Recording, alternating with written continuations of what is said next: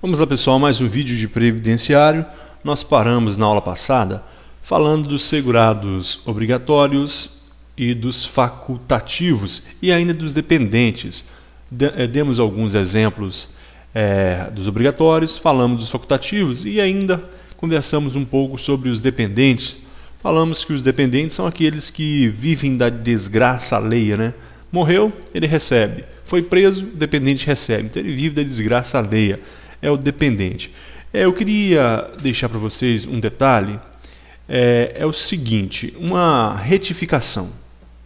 É a respeito do segurado facultativo. Eu dei exemplos aqui de quem são alguns segurados facultativos. E aqui abaixo eu disse o preso não amparado por outro benefício. Só que pesquisando eu descobri que teve um decreto 7054 de 2009, pelo presidente Lula, ele foi editado esse decreto. E o que ele diz? Que o preso, ainda que exerça atividade remunerada, seja dentro ou fora da prisão, regime aberto ou semiaberto, ele pode se inscrever como segurado facultativo no regime geral. Então existe essa exceção para o preso, ainda que ele exerça uma profissão remunerada por empresa, dentro ou fora da prisão, regime fechado ou semiaberto. Este preso pode sim se inscrever como segurado facultativo. Se você quiser conferir, é só digitar no Google aí esse decreto e você vai ler lá, além de outras exceções. A mais importante para a nossa prova é saber que o preso, mesmo que exerça hoje atividade remunerada, ele pode se inscrever na Previdência Social como segurado facultativo. Outro detalhe, nós falamos das classes de dependentes. Os dependentes, todos da primeira classe, concorrem entre si em igualdade. Faltando a primeira classe, os da segunda classe recebem. Faltando a segunda, os da terceira, desde que na segunda e na terceira comprovem dependência econômica. Um detalhe que eu gostaria de deixar é o seguinte: a classe não se passa de uma classe para outra.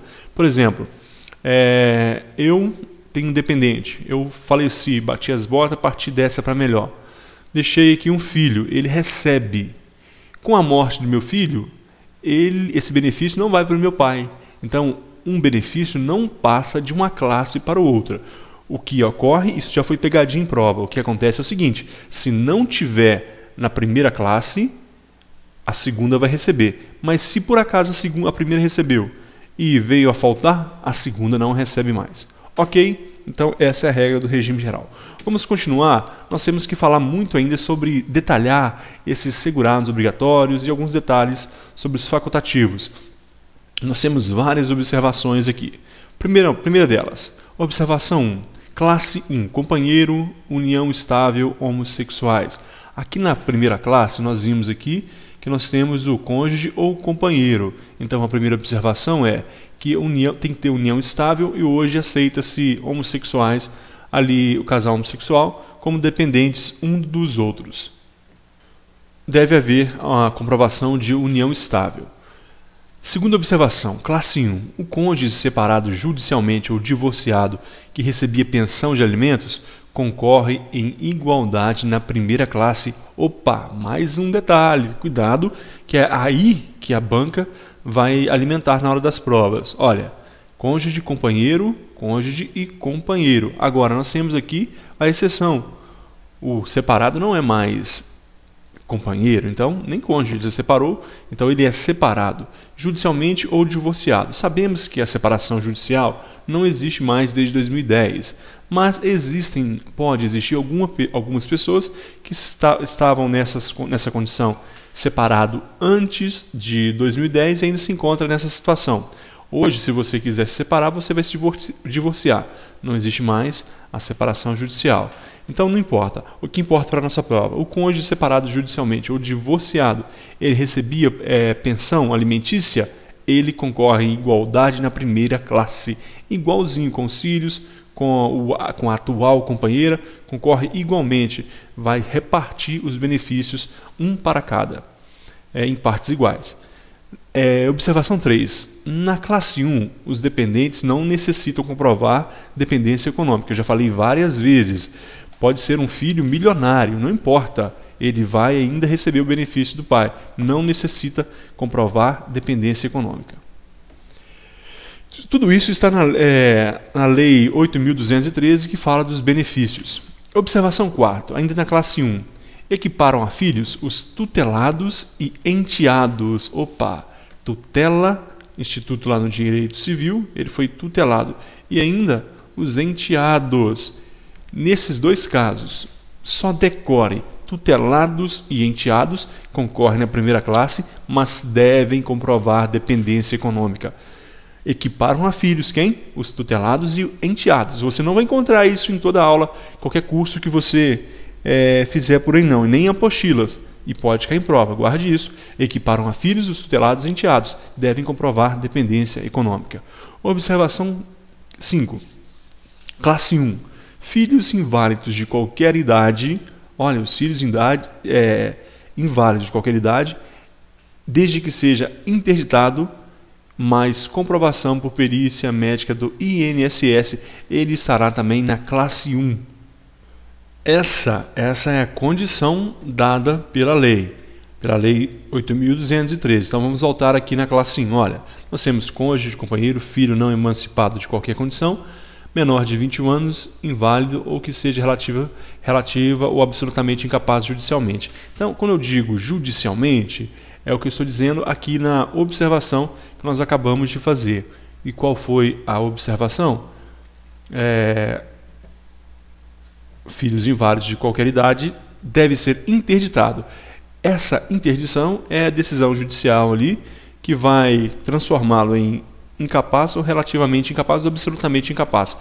E essa comprovação deve ser feita ainda pela perícia do INSS. Não basta somente a decisão judicial. Para que concorra na primeira classe, deve ter uma perícia do INSS que vai ratificar aquela decisão judicial. Observações do decreto 3048, aquela do regulamento da Previdência Social. A que nós vimos aqui foi da lei de benefícios. Agora, a observação que está no decreto 3048. O filho deve ficar inválido antes dos 21 anos para concorrer em igualdade na primeira classe. Se o filho ficou inválido após os 21 anos, não será primeira classe. Para concorrer em igualdade, ele deve ter se tornado inválido antes dos 21 anos. Mais informação está no decreto 3048, que é o regulamento da Previdência Social. Dando continuidade. Observação 7. Na segunda classe agora. Somente se não houver primeira classe, deve comprovar a dependência econômica.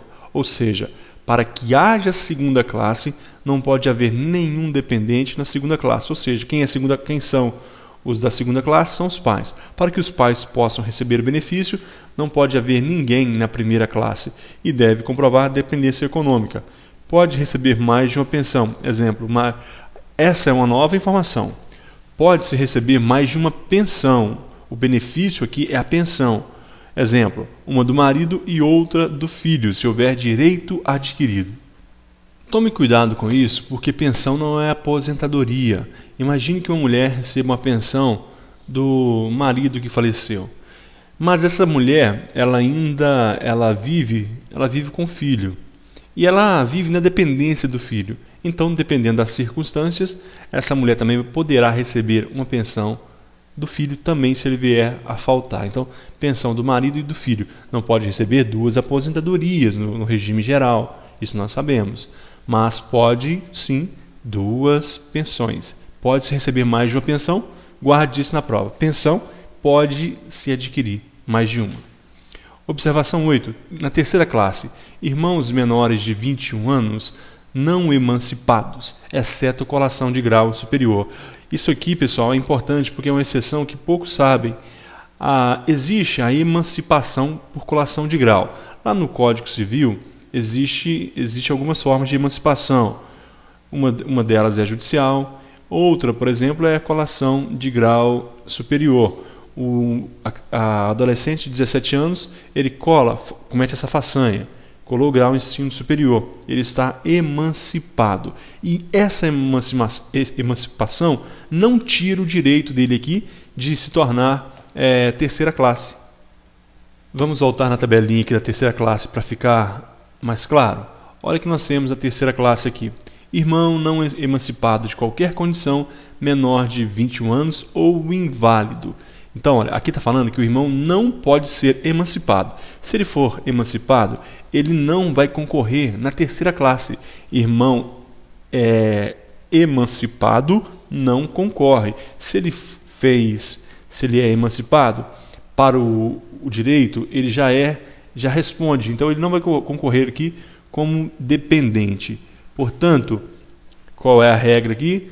Irmão menores de 21 anos não emancipados. Mas, se ele foi emancipado por colação de grau, ele ainda recebe o benefício na terceira classe.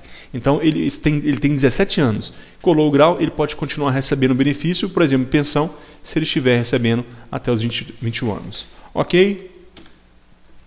Vamos agora, pessoal, da filiação e inscrição. Assunto, conforme o edital, assunto é muito importante. Filiação do segurado é o vínculo que se estabelece entre pessoas que contribuem para a Previdência Social e esta do qual decorrem direitos e obrigações. Opa, direitos e obrigações. Eu me filiei, então eu tenho um vínculo. Da filiação nasce um vínculo. É a frase mágica, é a frase que os teóricos ali usam. Da filiação nasce o vínculo. E o importante aqui é saber que existe uma diferença entre filiação e inscrição. Olha aqui no primeiro ponto. A filiação à Previdência Social decorre automaticamente do exercício de atividade remunerada. É automático. Você começou a exercer atividade remunerada independente do envio da papelada para o INSS, você já estabeleceu o vínculo. O vínculo não se dá com a inscrição. O vínculo se dá com a filiação, e a filiação é automática com o exercício de atividade remunerada. Para outros segurados obrigatórios e da inscrição formalizada com pagamento da primeira contribuição. Então nós temos aqui, olha, da inscrição formalizada com o primeiro pagamento para o segurado facultativo. Então, para o segurado obrigatório, pelo menos para fins de prova, como se dá qual é o momento que estabelece o vínculo do segurado obrigatório? Por exemplo, empregado ou ainda empregado doméstico, se dá com o exercício de atividade remunerada. E o segurado facultativo, aquele que não recebe, não exerce atividade remunerada, ou com exceção também do preso, né? Com a primeira e da inscrição formalizada com o primeiro pagamento. Então, para o segurado facultativo, o vínculo se dá com a inscrição e o primeiro pagamento, e nós veremos que tem que ser sem atraso. Primeiro pagamento sem atraso, inscrição é para o segurado facultativo. Agora, a filiação é onde estabelece o vínculo com o segurado obrigatório. O vínculo se dá com a filiação para os obrigatórios. O vínculo se dá com a inscrição e o primeiro pagamento para os facultativos. Lembrando que, se o facultativo quiser parar de pagar, deverá requisitar a sua devida baixa na Previdência, sob a pena de ser considerado inadimplente em relação à fazenda. Pessoal, essas informações aqui são importantes, eu vou repetir. Na filiação estabelece o vínculo da filiação para o obrigatório e para o facultativo, da inscrição e o primeiro pagamento e guarde, primeiro pagamento sem atraso. No decreto 3048, vamos ser um pouquinho redundante aqui, mas para ficar bem fixo isso mesmo. Da filiação no decreto 3048, que é o regulamento da Previdência Social. Artigo 20. Filiação é o vínculo que se estabelece entre pessoas que contribuem para a Previdência Social, e essa do qual decorrem direitos e obrigações. Decorre direitos e obrigações com a filiação. Parágrafo 1º. A filiação à Previdência Social decorre automaticamente. Você não pode errar isso. A inscrição não é automática. A inscrição depende do envio de documentos para a Previdência Social. Mas agora, a filiação? Não. A filiação é automática. do exercício de atividade remunerada para os segurados obrigatórios, observado o disposto no parágrafo 2º, e da inscrição formalizada com pagamento da primeira contribuição para o segurado facultativo.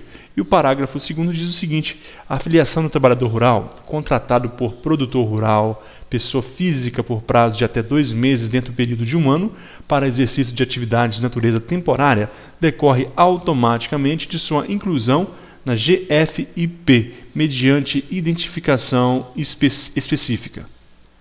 Essa GFIP é a Guia de Recolhimento do Fundo de Garantia. Guia de Recolhimento do Fundo de Garantia. Existe essa exceção aqui para aqueles trabalhadores rurais temporários. Imagine um homem um proprietário rural que possui uma lavoura de café durante um período anual de no máximo 2 meses. 2 meses ele vai contratar esses trabalhadores, vai assinar a carteira para a colheita do café. Então, neste caso, a inclusão vai ser aqui nessa guia de recolhimento, mediante a identificação específica de cada trabalhador. Então, a partir dessa inscrição nessa guia de recolhimento, será incluído aqui, estará filiado à Previdência Social, na guia de recolhimento do Fundo de Garantia do Trabalhador. Então, a partir dessa inscrição, ele está automaticamente de sua inclusão, ele está inscrito na Previdência Social. Prosseguindo, ainda da filiação, o artigo 19 do Decreto 3048 de 99 traz uma informação importantíssima. A anotação na carteira de trabalho de Previdência Social valerá para todos os efeitos como prova efetiva de filiação à Previdência Social. O patrão não enviou a remessa, não recolheu o valor destinado à Previdência, mas a carteira está assinada. O trabalhador não pode ser responsabilizado pela incompetência do patrão, ele estará filiado sim. Então, a anotação na carteira de trabalho de Previdência Social, a assinatura da carteira, valerá para todos os efeitos como prova efetiva de filiação. Eu falei em inscrição? Não. Eu falei de filiação à Previdência Social. É uma questão muito provável na nossa prova. A Lei 8.212 e ainda o Decreto 3048, eles falam o seguinte: o Cadastro Nacional de Informações Sociais é a base de dados nacional que contém informações cadastrais de trabalhadores, empregados e contribuintes individuais, empregadores, vínculos empregatícios e remunerações. Por que é importante conhecer esse Cadastro Nacional de Informações Sociais? Este Cadastro Nacional, ele é um banco de dados, é uma base de dados que contém informações gerais. Ele serve de banco de dados para o Ministério do Trabalho, Ministério da Previdência Social, para o trabalhador que quer consultar seus dados, para o aposentado que quer recorrer e precisa de alguns dados. Então, esse Cadastro Nacional de Informações Sociais, ele está disciplinado tanto na Lei 8.212 como no Regulamento 3048, Decreto 3048. Então, saiba que ele existe e ele é importante. É um banco de dados de informações gerais, trabalhadores, empregados e as contribuições individuais de empregadores, como estão os vínculos empregatícios, os valores das remunerações, etc. O artigo 30 da Lei 8.202 de 91 determina que a responsabilidade tributária para os recolhimentos de contribuição previdenciária dos empregados em folhas de salários é do empregador, sendo inviável atribuir ao segurado a torpeza pela falta patronal. E isso aqui, mais uma questão na prova. É aquilo que eu falei anteriormente. Sou um funcionário.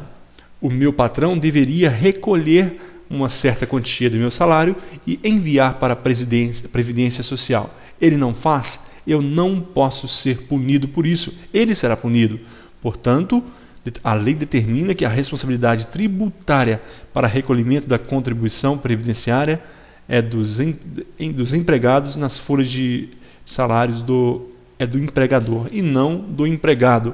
A torpeza é do empregador e não do segurado. Da filiação ainda, o artigo 30 da Lei 8.202 de 91 determina que a responsabilidade tributária para os recolhimentos é o texto que a gente leu, né? É o mesmo texto. Pode-se filiar na Previdência Social como segurado facultativo o maior de 16 anos, desde que não esteja exercendo atividade remunerada, que implique filiação obrigatória em qualquer regime de previdência social no Brasil. Questão importante também. Só vou fazer uma correção aqui. Uma correção é maior igual. Alguns podem ter ficado com essa dúvida. Se ele completou 16 anos, naquele dia ele já pode filiar na Previdência Social como segurado facultativo. Eu tenho um filho de 14 anos, eu queria que já estivesse já sendo protegido pela Previdência Social. Eu posso pagar para ele? Não. No regime geral, não. Mas eu quero fazer assim mesmo. Então vai lá no Itaú, vai no outro banco qualquer, outra previdência privada, fechada. Você pode fazer um plano de previdência e quando ele estiver na fase adulta, você pode recolher aquele dinheiro para faculdade ou para outros intempéries da vida. Então, portanto, ele só pode filiar-se com idade maior ou igual a 16 anos, desde que não esteja exercendo atividade remunerada. Se ele estiver exercendo ali um trabalho de office boy, aí não, aí é remunerado. Ele não pode filiar facultativamente, porque isso será obrigatório em qualquer dos regimes, seja regime geral, seja no regime próprio da União, do IPSENG de Minas Gerais, não pode. Somente pode exercer facultativamente se não estiver exercendo nenhuma outra atividade remunerada. Agora, da inscrição, nós falamos da filiação, que a filiação, se o vínculo se dá com a filiação e não com a inscrição, para os obrigatórios. Para o segurado facultativo, a inscrição. O segurado facultativo é com a inscrição e o primeiro pagamento sem atraso. Então vamos lá. Inscrição do segurado é o ato pelo qual o segurado é cadastrado no regime geral de previdência social, mediante comprovação dos dados pessoais e de outros elementos necessários e úteis para a sua caracterização, na seguinte forma: envio de documento para o INSS. Pessoal, é automática a inscrição? Não. Inscrição não é automática. A filiação, sim, com exercício de atividade remunerada. O cadastro é quando seu chefe, seja ele público ou privado, vai pegar os seus documentos, encaminhar para a Previdência Social e será avaliado. Aí sim, opa, perfeito, você está inscrito na Previdência Social. Ok? Vamos lá. Primeiro, empregado e trabalhador avulso. Vamos falar genericamente dos dois. No próximo slide eu vou dividir. Como se dá a inscrição? A inscrição se dá pelo preenchimento dos documentos que os habilitem ao exercício da atividade, formalizado pelo contrato de trabalho, no caso de empregado, e pelo cadastramento e registro no sindicato ou órgão gestor de mão de obra, no caso de trabalhador avulso. Primeiro caso, empregado e trabalhador avulso. Portanto, empregado, inscrição como é que é? Assinou o contrato de trabalho, opa, está inscrito. E o trabalhador avulso, registro no sindicato ou órgão gestor de mão de obra. Vamos separar os dois aqui. Empregado, olha, a inscrição é formalizada pelo contrato de trabalho, registrado na carteira de trabalho e previdência social. A própria carteira CTPS é a carteira de trabalho e previdência social. Lembra que eu falei que o registro na carteira de trabalho serve para todos os efeitos como comprovação. Então, todos os efeitos. O recolhimento da contribuição é de responsabilidade do empregador. Só que eu disse que a inscrição na carteira de trabalho, ela serve para todos os efeitos como prova de filiação, ok? Prova de filiação. Aqui é a formalização dessa filiação através da inscrição. É formalizada pelo contrato de trabalho na carteira de previdência social. Neste caso, o patrão ele deve recolher a contribuição, o empregador ele deve recolher e enviar para o INSS as formas e regras previstas em lei. E do trabalhador avulso, como que dá a inscrição? O trabalhador que exerce a atividade portuária, de capatazia, estiva, conferência, conserto de carga, vigilância de embarcação e bloco, amarrador de embarcação, ensacador de café, cacau, sal e similares, o encarregador de bagagem em porto, o prático de barra de porto, guindasteiro, classificador, movimentador, empacotador de mercadorias de portos. Estes, a letra B, o trabalhador na indústria de sal, todos esses são exemplos daqueles trabalhadores avulso. E no caso destes, a inscrição se dá pela inscrição ou registro na categoria no sindicato de mão de obra. Portanto, o trabalhador avulso, pelo cadastramento e registro no sindicato, o gestor na mão de obra registrou ali ou foi cadastrado, ali se dá a sua inscrição na Previdência Social. E o empregado doméstico, como se dá a inscrição? Pela apresentação de documento que comprove a existência de contrato de trabalho. Munido da carteira de trabalho com o contrato assinado, o empregado doméstico efetua uma só inscrição na agência ou unidade da Previdência Social, ou utiliza-se, anteriormente cadastrado, o número do piso PASEP. O empregador doméstico é responsável pelo recolhimento das contribuições do empregado doméstico. Então, esse procedimento, eu assinei minha carteira como empregado doméstico. Fui lá, foi assinado. Eu pego minha carteira, vou até uma agência da Previdência Social, se eu não tiver piso PASEP ainda. Se eu tiver feito, já tiver pronto, eu vou utilizar aquele mesmo número para registro ali. Se não, eu levo minha carteira comprovando que ela foi assinada e ali eu vou fazer minha inscrição na unidade da Previdência Social. Quem recolhe é o empregador doméstico, é o patrão que vai ser responsável por recolher aquela quantia no salário e encaminhar à Previdência Social. Lá no site da Previdência está que o empregador também se inscreve na Previdência Social como empregador e lá ele tem todas as orientações para encaminhar mensalmente aquele valor para a Previdência Social. O empregado doméstico quem é? É aquele que presta serviços contínuos mediante remuneração à pessoa ou família no âmbito residencial desta, em atividades sem fins lucrativos. Eu falei numa das aulas passadas, se aquele patrão ele tem uma pequena fábrica de costura ali, aquele funcionário da fábrica de costura não é empregado doméstico, não pode ser atividade lucrativa. Os trabalhadores considerados domésticos, exemplo, o motorista particular, a cozinheira, a lavadeira, o jardineiro, a babá, a copeiro, empregado de sítio, de veraneio e da casa de praia, governanta, a acompanhante, a passadeira, o mordomo, entre os outros que enquadram nessa definição. Pegadinha de prova, a lavadeira. Se a casa daquele senhor for uma lavanderia, em sua casa ele tem uma lavanderia e essa mulher trabalha para ele nessa lavanderia como lavadeira. Neste caso, ainda que seja no seio ali da família familiar, não será empregado doméstico, porque o fim é lucrativo. Para sua prova, não olhe a profissão, olhe o fim daquela profissão. Se for lucrativo, não será empregado doméstico, ok? Será empregado comum.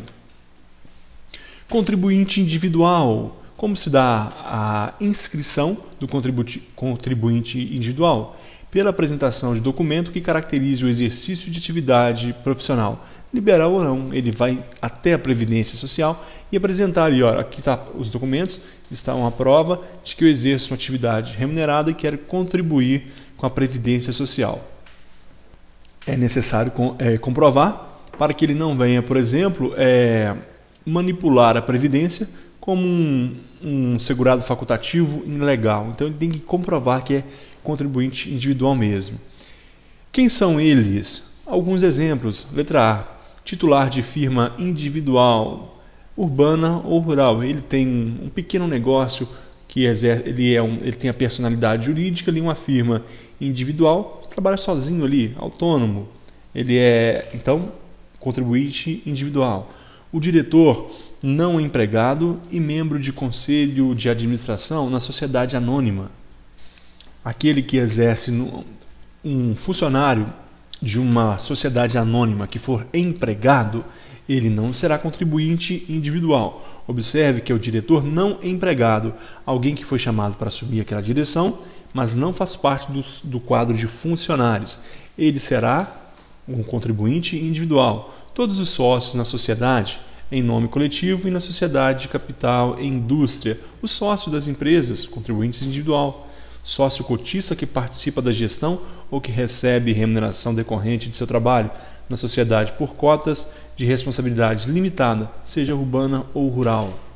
No caso de você é sócio ali, você tem uma cota naquela empresa, mas você trabalha na gestão e recebe por isso. Você pode como contribuinte individual. Letra E, associado eleito para cargo de direção na cooperativa, associação uma entidade de qualquer natureza ou finalidade, bem como síndico ou administrador, eleito para exercer atividade de direção condominal remunerada. Síndico somente se for remunerado. É lógico, todos os casos aqui de contribuinte individual devem ser de atividades remuneradas. São alguns exemplos, não há muito segredo para a nossa prova. Apenas saber que, o mais importante, que como se dá a inscrição pela apresentação de documento que caracteriza o exercício da sua atividade profissional. Um documento qualquer, um alvará da prefeitura liberando, por exemplo, o funcionamento do bar ou outros documentos qualquer. E o segurado especial? Pela apresentação de documento que comprove o exercício de atividade rural. Quem que é o segurado especial? É o produtor, o parceiro, o meeiro, o arrendatário rural, pescador artesanal ou seus semelhantes que exerçam essas atividades individualmente ou em regime de economia familiar, com ou sem auxílio eventual de terceiros. Não há a participação efetiva constante de empregados. Há sim o auxílio eventual. É o exemplo da apanha de café, aquele mutirão para apanhar café, aquele mutirão para colher as abóboras, para colher o feijão. Então, neste caso, este será o segurado especial. Ele terá alíquotas, taxas menores, e nós veremos todas elas no momento propício. Todos os membros da família, cônjuge ou companheiros, filhos maiores de 16 anos de idade, ou a eles equiparados, que trabalham na atividade rural no próprio grupo familiar, são considerados segurados especiais. Observem, todos os membros da família que trabalham aqui não são somente dependentes. Guarde isso, pessoal. Todos eles estão protegidos como segurados, cônjuge, companheiro ou filho ou equiparados, tutelados ou companheira na união estável. Eles trabalham ali, são maiores, igual maior de 16 anos. Eles trabalham na economia familiar, eles não são dependentes, eles são segurados especiais para a Previdência Social. E também um índio tutelado é considerado segurado especial mediante declaração da FUNAI. O índio, portanto, desde que haja a declaração da FUNAI que ele exerce atividade remunerada, ele será o segurado especial. Não são segurados especial, não é considerado segurado especial. Isso também está no nosso edital, quem não são os segurados, só que nosso tempo já terminou. Então a gente termina aqui, nós continuaremos aqui no próximo vídeo. Muito obrigado e até a próxima.